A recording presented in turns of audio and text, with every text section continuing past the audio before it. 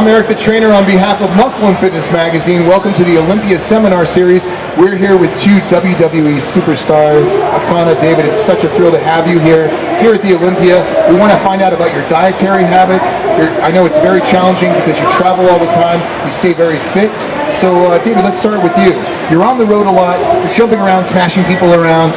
How do you stay in such great shape? It's pretty tough. Traveling, when I'm at home, I like to make all my meals. And, just to start off with, I eat a very high protein, low fat, and moderate carb diet. Which is, it's difficult as it is because you got to prepare all your meals, but when you're traveling, it's almost impossible. So you have to learn what foods to eat at what restaurants, which fast food places. I eat a lot of Subway, complex carbs, Subway salads. I actually kind of get sick of that, but it definitely takes an incredible amount of effort, but at the end of the day, it's all worth it.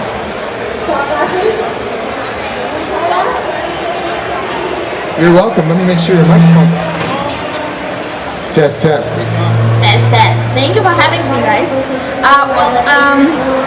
I eat a lot of vegetables and a lot of fruit and protein shake also. So it could be challenging. Well, you look terrific, and you're on the road a lot. So how do you balance it? Where do you like to go when you're on the road to eat the right food? Well, actually, we do a lot of groceries, Whole Foods, and it's weird to say, but it's gas station too. So there's protein power. We get there. Fantastic. Now, what's your schedule like? Are you traveling 7 days a week? Are you traveling 5 days a week? What's it like? Typically, we travel 4 to 5 days a week, depending on if you're on Raw or SmackDown. The Raw group goes out on Fridays, and we do live shows, and then Monday, obviously, is Raw Live, and then we would go home Tuesday. Unless you book your SmackDown as well, then you would stay and do Tuesday as well. So it could be 5 days out of the week. And where is home for you? Home for me is Chicago. And then where do you live? Tampa, Florida. Do you work out at the Powerhouse Gym in Tampa? Sometimes. I kind of now more on LA Fitness, but I switch here and there. Fantastic. And with all the dietary demands and the travel demands, let's talk about sleep for a second. Recovery is so important, and for what you do, recovery is key. How do you handle the recovery? Well, that's something that, I learned is super important. When I first got on the road, I wasn't taking sleep that seriously. And, traveling that much, there's a lot of nights you might only sleep 3 or 4 hours. Have to get up and keep going. I mean, we finish a show late and then have a huge drive ahead of us, so you really can't. So what I had to do was I had to start setting aside time and making myself go to sleep early. Like the days I have off, I just try to sleep all day and recover, which is hard because you're home, you see your family and do a bunch of things, but at the same time, I know how important that is, and you have to try to keep up on your sleep. Same with me. I actually don't have family here, so the day I come back home, I sometimes sleep 12, 14 hours just straight. So I catch on that, yeah. All right. We will be taking questions from the audience for these two WWE superstars. But before we go on, tell us about how Muscle and Fitness has influenced your life. When you were younger, did you read Muscle and Fitness, and how much of an influence is it for you? When I was growing up, I remember Muscle and Fitness was like the first magazine I started reading like religiously. I go to the grocery store with my mom. I'll never forget. I always run to the magazine racks and I would get Muscle and Fitness. She wouldn't let me buy it at first, so I would always just read it right there. And it was more just looking at the pictures and seeing these awesome physiques and saying to myself, wow, I want to be like this one day. And I love the pictures. They would always have Arnold in there somewhere. And I just love the way his physique looked. And I was like, I want to look like that. So I would read about the different exercises and then go home and try to emulate them. And then once I finally started working out, like in high school, I would get the magazine all the time. And I credit, actually learning how to train properly in the gym to Muscle and Fitness. I used to read it cover to cover and, write down my routines and different routines they had in there and suggestions, how to do things properly. And, it was like each month I would learn something new and incorporate it into the grand scheme of things. And, it's a great magazine. I still read it today. Same with me. I actually was reading a lot about workouts and diet, and as you can hear, English is my second language. I kind of was learning English through the reading magazine. It was cool. Now tell me about your background. How did you start in athletics originally? Well, I'm originally from Lithuania, and I've been in fitness it's more than 10 years. And I just 14 years old decided to go to the gym and lose some weight, and then next year I got try a fitness competition and just got into it, just fell in love. It's right there. When I was in high school, I was big into sports, and I was a basketball player. I loved doing that, and I didn't really hit the weights much, but I remember like it was a big thing, like trying to build your legs and see how high you could jump. My friends and I would go, we would do like squats or leg press, and I noticed that I could put on muscle a lot faster than my friends, and like we're doing the same thing, but I was growing and they weren't. I was like, oh, this is cool. Like, what if I did the rest of my body? And so I kind of started working out a little bit, did some chest and some arms, and I started seeing results, and ultimately I started doing it for the girls. I mean, as a high school kid, and I started getting compliments, and that was it. That was it for me. Now, sometimes if you look out into the audience at those big shows, you see a lot of children. What kind of message would you give to the children about being healthy? Because there's more junk food, there's more video games than ever before. You guys are titans, you're great role models. What message would you give to the kids?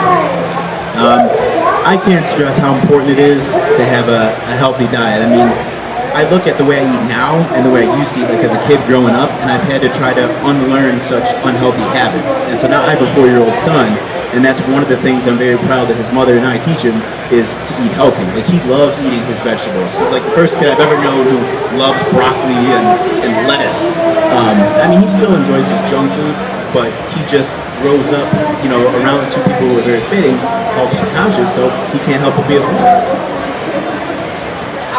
I would agree with Dave. I think it's so important, to feel good, you have to eat right. I think it's important.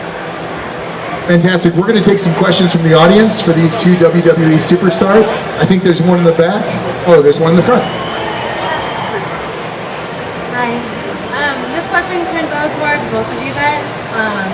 I train and wrestle out here in Vegas, and I was wondering if there's any special exercises that you guys do to help keep your endurance up so you're not gassed out in the ring when you're in the middle of a match. So her question was, obviously, how do we build our endurance?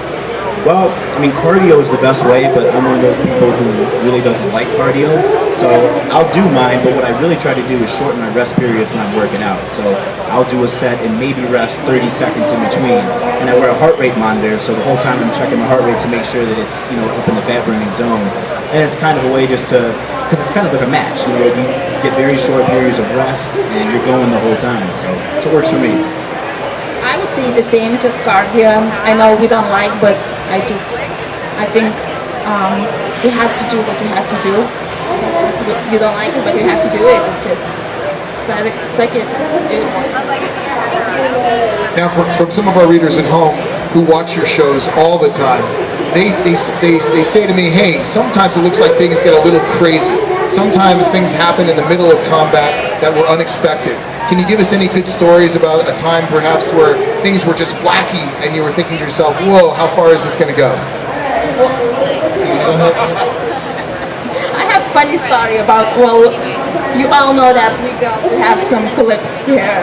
So one time in the match, I lost all my track. Yeah, and I was blind back then. It was pretty bad.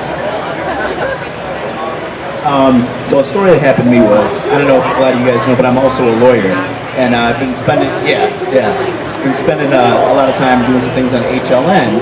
And one of the first times I ever had to do an appearance on HLN as a lawyer, I had a match the night before with the great Khali, who's 7'1" giant. And everything was going fine, I thought I was going to win this match. He goes and he hit me or did something and flipped me over the top rope. When my head swung around, I've done this like hundreds of times. When my head swung around, he had his knee sticking through the bottom rope and just caught me right here, inside of my head, right? I didn't even really notice it. Got down on the ground and when I looked up, I saw somebody in the front railing right there. They were just, and their reaction freaked me out. I was like, oh, what the hell's going on? Next thing I know, blood just all covered my eye. I couldn't even see, like it was just gushing. And so I looked, the ref was freaking out, Ali was freaking out, and got in there, still finished the match. But the bad thing was, my head sweat out like a golf ball and a black eye and had to go on TV like that the next day. So they tried to cover it with makeup, did their best, but when I looked at it, I was all puffy. It looked like I had a rough night, but that's incredible that you're a lawyer also. A lot of our readers are lawyers. Maybe they could join the WWE sometime. Hey man, anything's possible. Follow your dreams. All right, we have more questions from the audience. Yes. This question goes to both of you. Of your entire career in the WWE, what's your favorite match? Favorite match of your career in the WWE?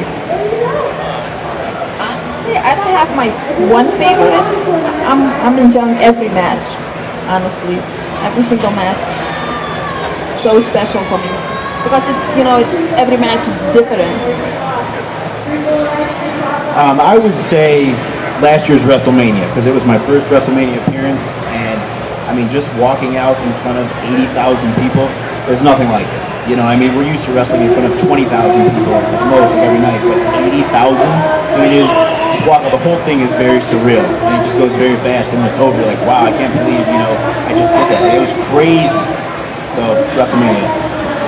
How much does social media play a part in your lives today? I mean, I think the wrestlers of the 70s and early 80s, they didn't have any of that social media going on. Now, I mean, there's Twitter, there's Facebook, there's Instagram. How much of that is part of your daily life? Social media plays a big part of my daily life, actually. It's just grown so much that you kind of get into it and kind of get addicted to it. Like, I remember at first, I didn't really tweet much or do anything, but then I noticed it's such a great way to interact with your fans. Like, there's never been anything like this where you can instantly interact with your fans and answer questions and, see pictures from different people just all over the place. I think it's great. Oh, I love it too. I learn a lot from my fans because they pretty honest too. So if you don't look good or something, they will tell you like on Twitter or like you in video game, they will find out for some reason faster than I do. It's really cool. I've trained some rock stars and some movie stars, but never worked with WWE wrestlers. They have crazy fans. Do you have any crazy fan stories you'd like to share with the crowd?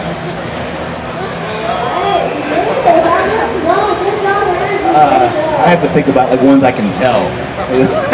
I mean, I get a lot of, crazy people trying to get into the hotel room and all that, showing up like at my house. Like I mean, Chicago's a small place and, word kind of gets around, so it's crazy sometimes. I have one funny story. At SummerSlam, I was doing signing and one guy, he came in, he kind of proposed me. Yeah, it was kind of funny. Was he handsome? He wasn't bad. I should be Love nice, at first sight. All right, more questions from the audience. More questions. Yes, we have a question from a gentleman over here.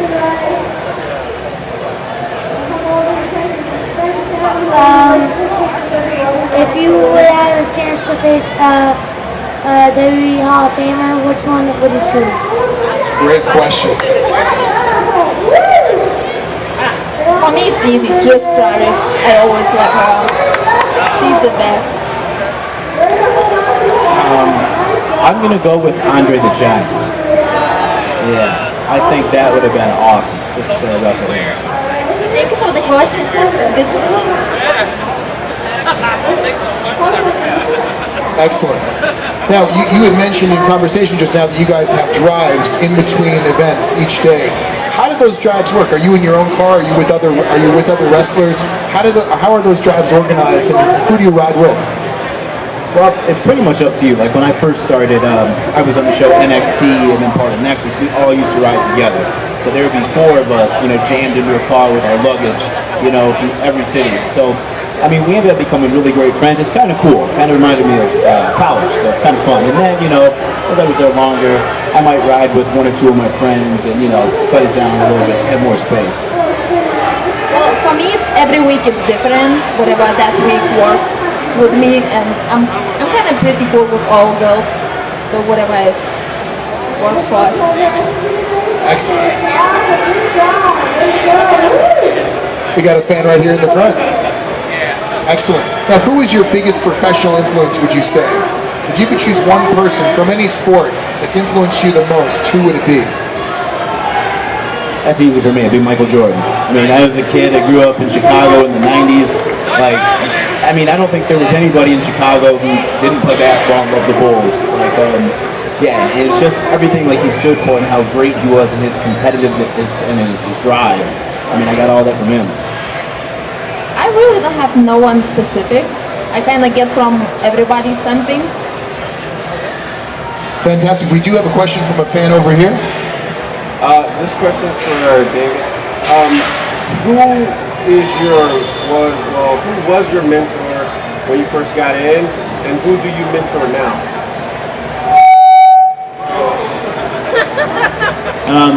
My mentor when I first got in, well, R-Truth was he was my pro on NXT, and actually really, helped me out a lot too. But then also Mark Henry was a guy who's always really cool and looked out for me, and I'm still really, really close with him. Yeah. And who do I mentor now?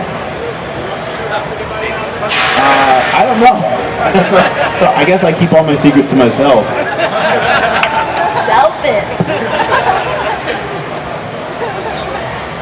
Who's your mentor? Well, Vicky Guerrero, she helped me a lot, and Sorona. All right, well, we've seen Hollywood come knocking on the door of a lot of professional wrestlers. They've done very well in the movies. What's the future for the two of you? Is it Hollywood? Is it other things? What interests you? And what can we expect in the next year or two from your careers? I really don't know. Whatever it's happen. I open for anything. Yeah, I mean, I started off as a lawyer working at a law firm, and then went on a reality show, and then now I'm a sports entertainer, and then did a film, so I'm all over the place, and then came back to doing legal commentary on TV, and have different other opportunities popping up. So I really could be doing anything. I don't put anything past me. Fantastic. We will take another question from the audience. Any questions for these two WWE superstars? Alec Penix. So, what has inspired, who's inspired you guys to be, who's inspired you guys to be, who you guys are today, being wrestlers, and then to keep it going every day? I mean, I know Shad, and he tells me a little bit about the experience of being a wrestler, so I know there's a lot of grind involved. So, what keeps you guys going? Great question. Where's the motivation come from? It's a daily grind. For me, it's simple. I love to perform, so for me, be in the ring, even though the girls, we get just 3 or 4 minutes, for me, it's the best. You forget about not sleeping, traveling 5 hours.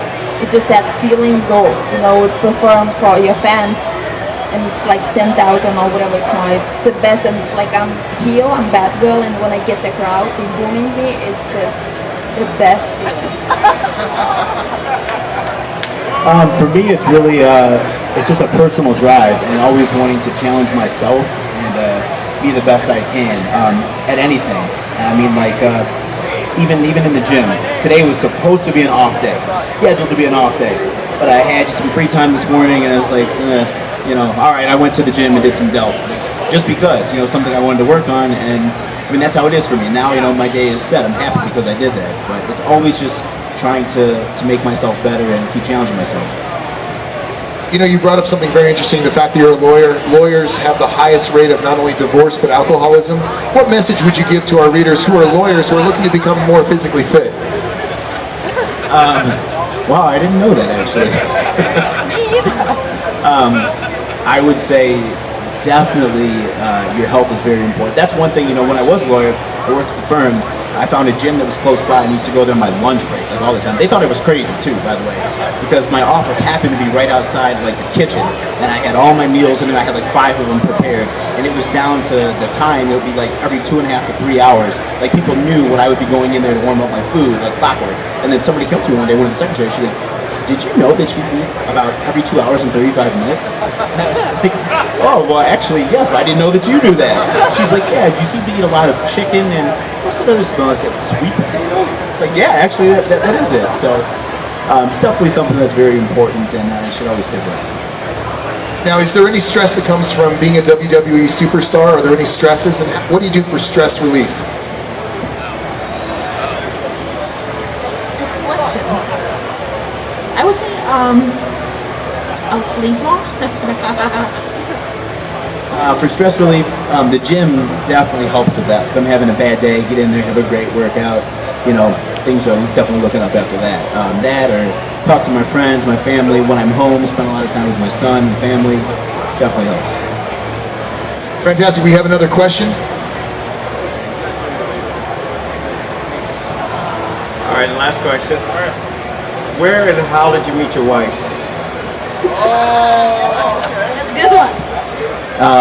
We met, and this was actually an interesting fan story too. Two questions here. I did it right after I was on the reality show. I was doing a lot of interviews and different things, and I did an interview with this guy. He was really cool. Everything was great. Went home, and then later on that day, he calls me, and he's like, "Hey, man, you know, there's this girl who's really interested in you, and I think you should talk to her." Whatever. And I'm like, "Okay, yeah, whatever. Like, this is kind of unprofessional. This is an interview. It's over." And then he's like, "Well, I already gave her your number, so she's gonna be calling you soon." What? This is totally out of line, man. Totally appropriate. But sure enough, you know, then she called and said who she was, and I was like, okay, this is weird. And he was really into the show and asking me like a ton of questions, and so I just kind of thought she was a fan, and I was like, oh, this is just kind of strange, you know. But we started talking that day and ended up just talking every day since then. And she always makes fun of me and was like, you know, you were such a jerk like the first time we talked. You know, hey, wait a minute, you know, I didn't know what was going on here. You know, it's just kind of weird how this happened. But it ended up where I was living at that time. She lived in the same neighborhood, so we lived right by each other, but had just never crossed paths. And we started hanging out, and it grew from there. She's one of the few people who has an Academy Award and a Grammy. That is so awesome. So fantastic. We had another question over here.